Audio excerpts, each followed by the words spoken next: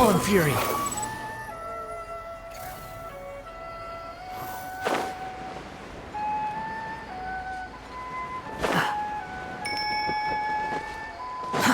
Too slow.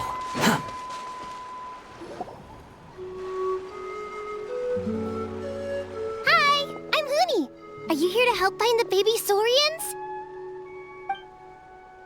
And I'm Toba. You must be the helpers that we've been waiting for. It's nice to meet you too, but we're just passing through. Oh, but Uncle Sanka said he was gonna send some of his friends over to help us. You sure he didn't mean you? Yeah, sorry. Whatever this is about, it sounds like you've got the wrong end of the stick. Wrong end of the stick? Darn it! We've been tricked, Huni. I should have known that Glasses Guy was a con artist. What are we supposed to do about the baby Saurians now? Time's running out. It's okay, Huni. Don't worry. Why don't you tell us what happened with these baby Saurians, huh? There's been a lot of unrest in the tribe lately, and my dad's Saurian got injured. Her name's Nana, and she has 3 little babies. After what happened to Nana, her babies were so scared that they ran off and hid. I'm really worried about them, so I decided to go look for them. If Nana is your dad's Saurian, why isn't he the one looking for them? My dad's one of the elders, so he's busy getting ready for Turnfire Night. It's a really important ceremony, more important than this, anyway. I'm not supposed to be out here either, but I snuck out without telling him. I didn't think it would take very long, but then that guy we ran into made us tell him loads of stories, and it wasted so much time. Yeah, he was so selfish. He doesn't have a heart. It's all right. Don't let him get to you. We're here now and we'll help you because we care a lot, don't we, Traveler? They should be. I already managed to find their tracks, and it seems like they're hiding on the cliff. Really? Wow! Thank you so much, Miss Traveler and Miss Paimon. Awesome. You gotta be careful out on the cliffs, though. They're really steep. Even grown-ups have trouble climbing them.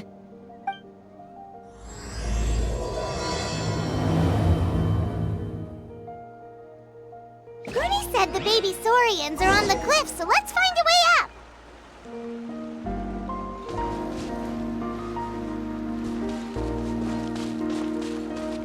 Quit following me.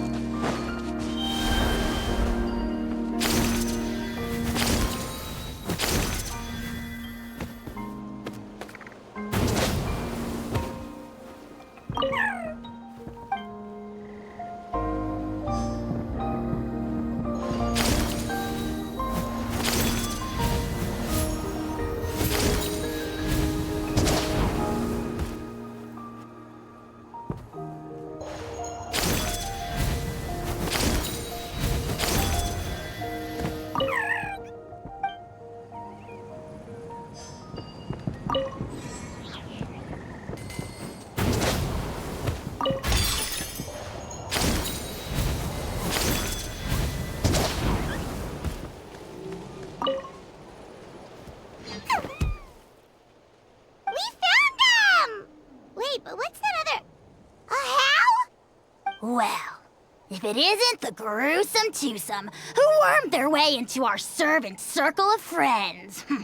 Still awestruck from the last time we met? Would that be why you hastily scrambled up here to pay your respects the moment you saw us? I suppose we can't blame you. Such is the spell that our majesty casts on our minions. Very well. You heathens leave us no choice.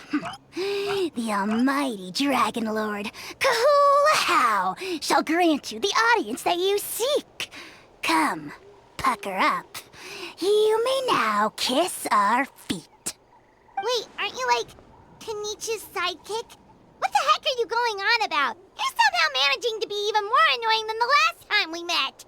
Silence! Who are you calling sidekick? We are the Dragon Supreme, sovereign ruler of the Nation of Flame. We shall have you know that last time, were it not for Kenichi's earnest pleading on your behalf, you would have received not a single word of mercy. Oh, come on. You talk big, but Kenichi clearly has you under lock and key. That's great sovereign to you! You dare invite the wrath of the almighty Dragon Lord, Kahula How! You will burn in turn fire for 1,000 years for your blasphemy! If you must know, our humble servant begged us to investigate an abyss incident near Hoytsidlan, and we chose to grant his request. Abyss incident? See this little lizard? Its mother, a medium-sized lizard, came under the influence of abyssal power. In her confusion, she attacked my servant's tribe, then assailed her own offspring. Yikes. So how is she doing now? She was but a lowly bug fighting against the power of the abyss. Naturally, she has departed for the Night Kingdom. Such a fragile creature. Apparently, she ended her struggle by leaping from a cliff. Leaping from a cliff? My dear anemic flying ant, as addled with questions as your head may be, please keep them to yourself and wipe that absurd expression off your face. We are the almighty Dragon Lord Kahula How, not a wish-granting fountain. Anemic flying ant! You! Just you wait. Two can play at the ugly nickname game. We sense a faint abyssal energy. An evil sorcerer must be lurking nearby, but they are well hidden. If you encounter any suspicious outlanders, be sure to give them a robust interrogation. Suspicious outlanders? Wait, are you mocking us? Ha! How dare you cast aspersions on your ruler, heathen! You're just lucky that our servant has such vile taste in friends. Otherwise, we would beat you black and blue, and then purple, then black again! If you're not here to kiss my feet, then get out of my sight. Do not impede the work of the almighty Dragon Lord, Kahula How! Potty mouth on that guy! Paimon is furious! Still, good to know about the abyss threat, huh? Wasn't expecting that. Let's not get sidetracked. We should take care of Hootie's request first.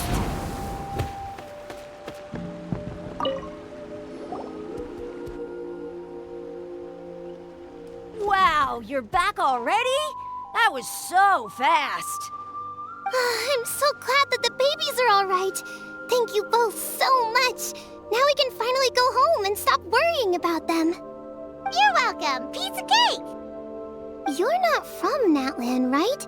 Because your clothes look different than ours. Hey, you must be tired after all that climbing. You should come take a rest at my house. Yeah, please come. I promise you'll get a big Scions at the Canopy welcome. We love having guests, and you're really nice people. Not like Glasses Guy. By the sound of it, Glasses Guy wasn't from Natlan either, right? Uh-huh. Well, his clothes sure weren't. You know what? Now that I think about it, there was something really fishy about him. Really? Maybe he was the suspicious outlander that Ahau mentioned. Sure, if you're interested. Oh, let me think. How did the conversation go again? Oh, please, mister. I've told you so many stories already. When are you gonna help me find the baby Saurians? Just one more story. One more, I swear. Why don't you tell me more about that ball of fire? I heard that there was a huge transparent ball of fire that used to burn 500 years ago, 1,000 years ago, maybe even further back than that. Oh, you mean Turnfire. That's where the ancient name Mollypo comes from.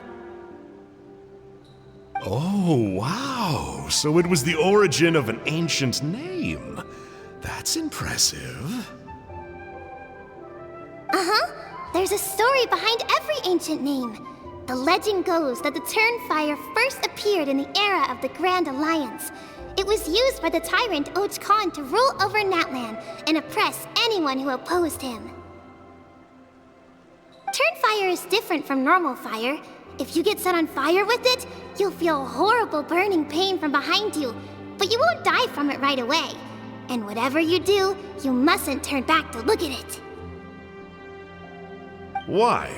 What happens if you turn back? As soon as you turn around, poof!